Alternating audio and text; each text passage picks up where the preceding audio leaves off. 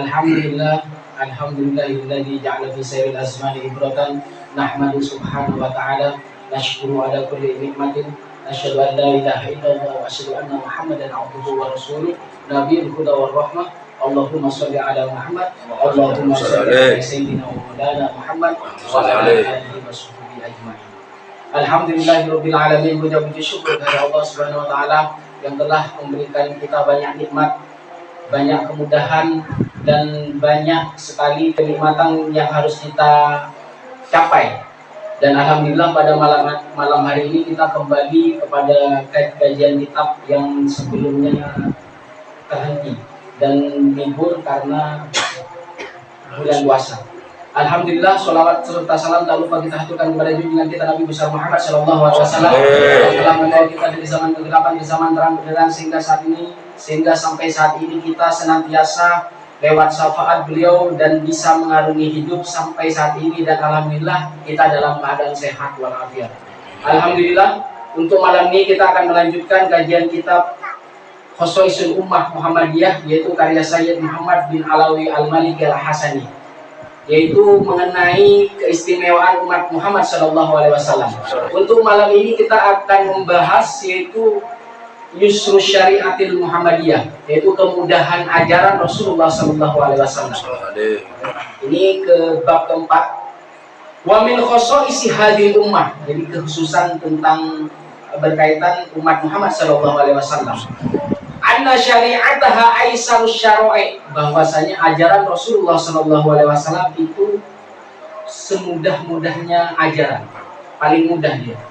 Wadzalika binasil Quran, dan itu berkaitan atau didasari oleh dalil Al-Quran, yaitu pada ayat yuridullahu bikumul yusra wa la yuridu bikumul usra.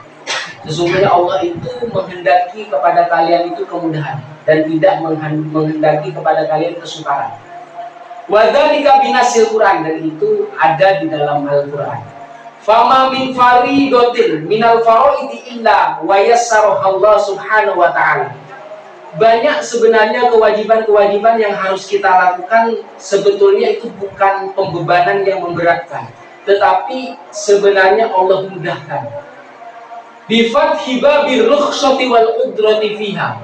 Jadi bukan hanya kewajiban yang harus dilakukan tanpa ada kemudahan, tanpa ada udzur atau alasan kita sehingga kita susah untuk melakukan kewajiban tersebut.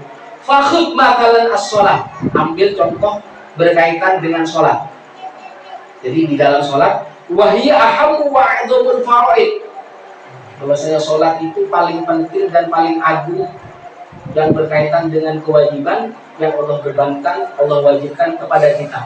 Bal hiya imaduddin wa asasul matin, bahwasanya sholat itu adalah tiang agama dan sebagai dasar yang kuat. Jadi orang sebagai umat Islam, pertama kali yang dilihat adalah sholatnya. Jadi kalau sholatnya benar, maka seluruh urusannya insya Allah akan benar. Tetapi kalau sholatnya masih belum benar, maka bisa dipastikan segala urusannya akan tidak benar pula. Dan ini wa asasuhul matin, ini adalah dasar atau akar yang kuat, yang terpatri atau yang diwajibkan Allah kepada kita agar kita melakukannya. Fa innaha ma'adzalika ja'alallahu ta'ala laha ahkaman khossatan. Jadi berkaitan dengan hal tersebut, Allah itu memberi hukum yang khos, memberi hukum yang khusus. Takhtalifu anil hukmil asli laha. Jadi memberi hukum khusus berbeda dengan hukum yang asli. Jadi misalkan sholat orang yang sholat tidak bisa berdiri, maka dibolehkan bagi dia untuk duduk. Kalau tidak bisa duduk berbaring. Nah, itu namanya rukhsah atau kemudahan atau udzur, alasan kita tidak melaksanakan hukum asli yang sempurna. Mura'atan lidhurufin khossatin fi ahwalin khossatin, yaitu untuk menjaga, untuk memelihara kondisi atau situasi di dalam keadaan yang khusus. Jadi kalau kita tidak bisa sholat berdiri, maka bisa duduk. Kalau tidak bisa duduk, bisa berbaring. Bisa menggerakkan anggota tubuh kita sambil berbaring. Kalau tidak bisa menggerakkan anggota tubuh ketika kita berbaring maka pakai isyarat. Jadi ini adalah dzurufun khossatun fi ahwalin khossah. Jadi ini adalah situasi yang khusus. Situasi yang khusus yang berlawan atau bisa berbeda dengan hukum aslinya. Jadi hukum aslinya ketika sholat itu kita harus berdiri, harus qiyam. Tapi karena keadaan kita tidak mungkin atau karena sakit, maka boleh dimungkinkan untuk duduk. Di dzurufin khossatin fi ahwalin khossatin. Jadi untuk keadaan atau situasi yang khusus dalam situasi atau keadaan kita yang khusus, misalkan sakit atau hal lainnya yang tidak memungkinkan kita untuk berdiri. Kal maradi was safari wal harbi. Ini contohnya seperti sakit atau melakukan perjalanan. Jadi kalau misalkan sakit, kita susah untuk berdiri, maka diperbolehkan duduk. Atau misalkan dalam waktu berpuasa, kita melakukan safar yang bukan kaitan sama maksiat, itu boleh tidak berpuasa dan harus dikodok di hari berikutnya. Wal harb atau dalam keadaan perang. Wa fi halati adami wujudil libas wasatir atau berkaitan dengan tidak adanya pakaian atau penutup, misalkan baju. Au adami ma'rifatil qiblah atau kita tidak tahu letak posisi kiblatnya. Jadi kita tidak mengetahui posisi kiblat di mana. Misalkan kita tersesat di suatu tempat tertentu yang terpencil, yang nggak ada sama sekali orang atau petunjuk kemana kita harus sholat menghadap ini. Boleh menghadap kemana. Itu rukhsah, itu adalah kemudahan. Au nisyaniha atau karena kita lupa. Awin naum anha atau kita ketiduran. Inilah kemudahan umat Rasulullah SAW. Wahada taisir, dan kemudahan ini huwa sifatul amah li hadis syariah al-mutahhar. Ini adalah kemudahan sifatnya umum kepada siapa saja, umat Rasulullah SAW. Li hadis syariah al-mutahhar, jadi terhadap ajaran yang murni ini atau yang suci ini. Qala Allah Ta'ala yuridu bikumul yusra wa la yuridu bikumul usra. Dalam surat Al-Baqarah 185. Allah menghendaki kalian, bagi kalian, kepada kalian itu kemudahan dan tidak menghendaki bagi kalian kesukaran atau kesulitan. Wa qala Allah Ta'ala inna Allah radiya li hadil ummah al-yusra wa kariha al-usra. Jadi di dalam hadis sesungguhnya Allah itu meridhoi kepada umat Muhammad itu adalah kemudahan. Jadi kemudahan yang kita dapatkan karena kita punya alasan atau udzur yang susah kita untuk melaksanakan kewajiban secara sempurna, boleh mengerjakannya meskipun itu tidak sempurna. Allah meridhoi ini.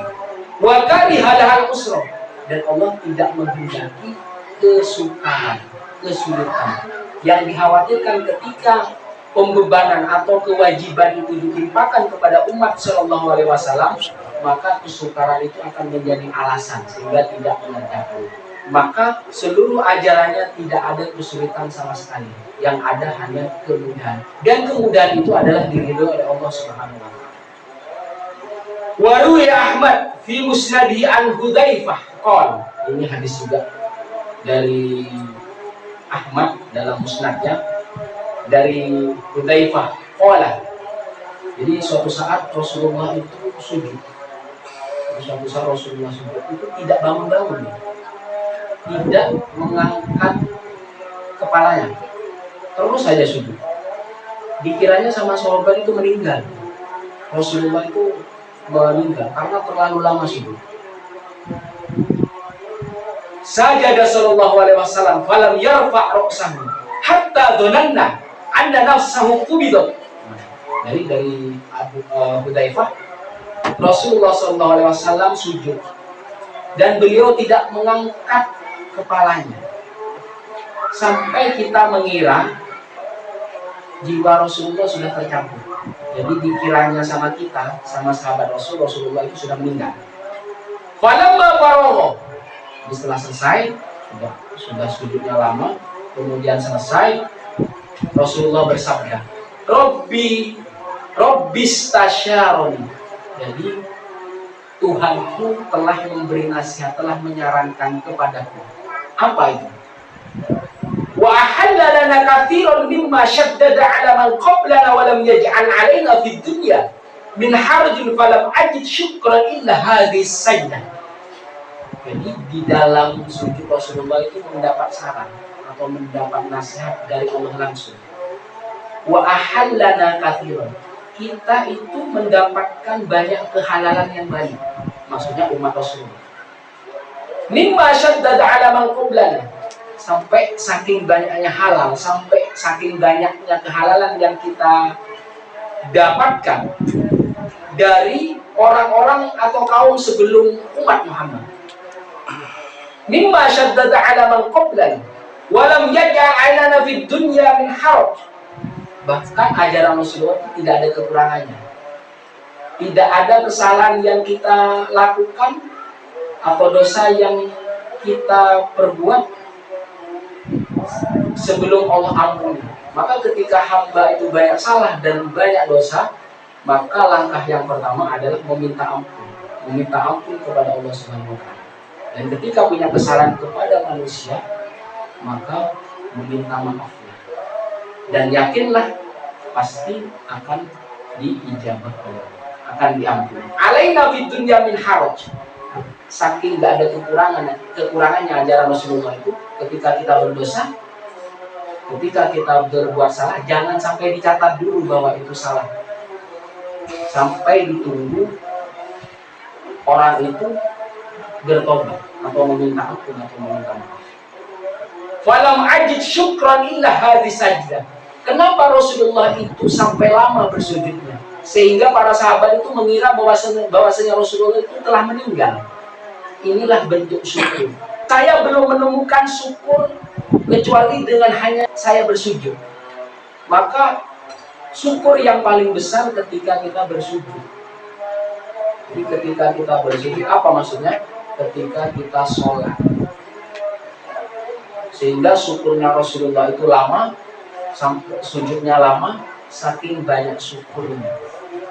Dan waktu itu mendapat wahyu, Rabb istasyaroni, bahwasannya Allah itu menyarankan, memberitahukan bahwasanya umat Muhammad SAW banyak kehalalannya, banyak kemudahan, dan Allah menghendaki kemudahan bagi umat Muhammad dan tidak menghendaki kesukaran.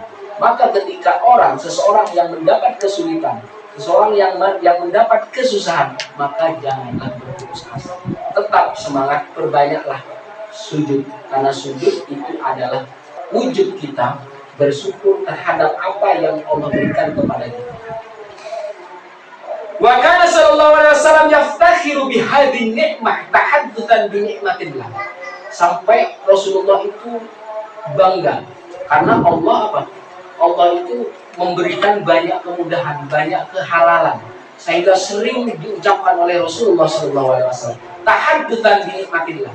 Tahaddus itu sering dibicarakan. Kenikmatan yang kita sudah terima, maka harusnya diucapkan. Itu namanya tahaddus bin nikmah. Jadi menyebut-nyebut nikmatnya Allah. Bentuk syukurnya dengan ucapan alhamdulillah, dengan tindakan yaitu sholat, sajdah, sujud, banyak sujud. Di luar itu bisa bersedekah atau berbuat baik kepada orang lain. Saking Rasulullah itu bangganya dengan nikmat yang Allah berikan kepada Muhammad dan umatnya, sampai dibicarakan terus menerus tahaddutan bi ni'matillah wa yaqulu, dan bersabda, inni bu'ithu bil hanifiyatis samhah. Sesungguhnya aku diutus untuk memegang ajaran Islam. Jadi orang yang takut kepada Islam, orang yang takut karena gerakan Islam, karena seseorang. Jadi misalkan kejadian kemarin, ada tokoh masyarakat, ada ulama kita yang dilarang pergi ke Singapura. Itu bentuk ketakutan mereka. Hanya rakyat biasa, bukan politikus, bukan orang yang dekat dengan penguasa sampai dihalang-halang gitu.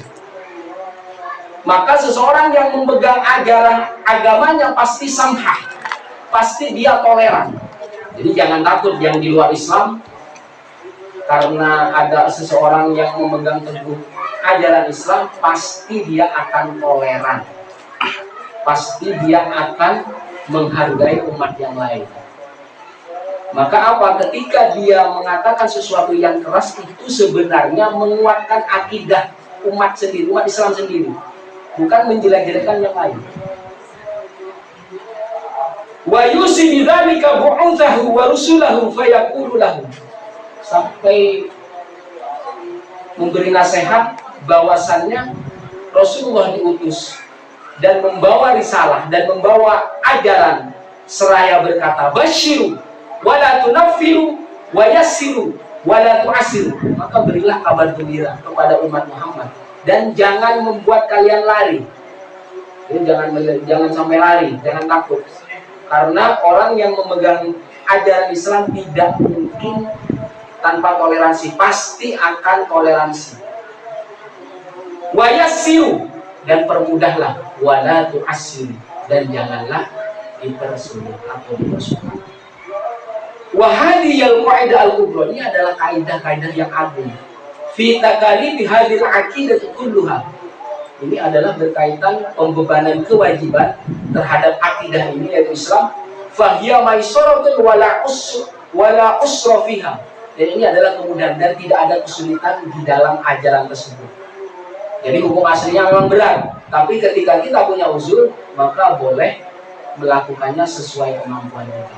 Wahia tuhilil qalbi alladhi yatadawwaquha bisuhulati wal yasri fi akhdil hayati kulliha. Ini adalah mengisyaratkan kepada hati kita bahwasanya kita bisa menikmati kemudahan itu. Kita bisa merasakan kemudahan yang Allah berikan.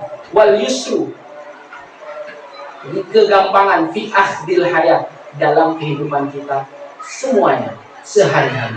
Wa tadba'u nafsul muslim bi tabi'in khasin minas samahah. Ini ketika seorang muslim menjalankan ajaran Rasulullah SAW, maka terpatri di jiwa mereka itu adalah kepribadian yang khusus. Dari apa? Dari kemurahan Allah dan Rasulnya. Allati la takallufa fiha wa la ta'kida mimma kana 'ala man qablahum minal umam.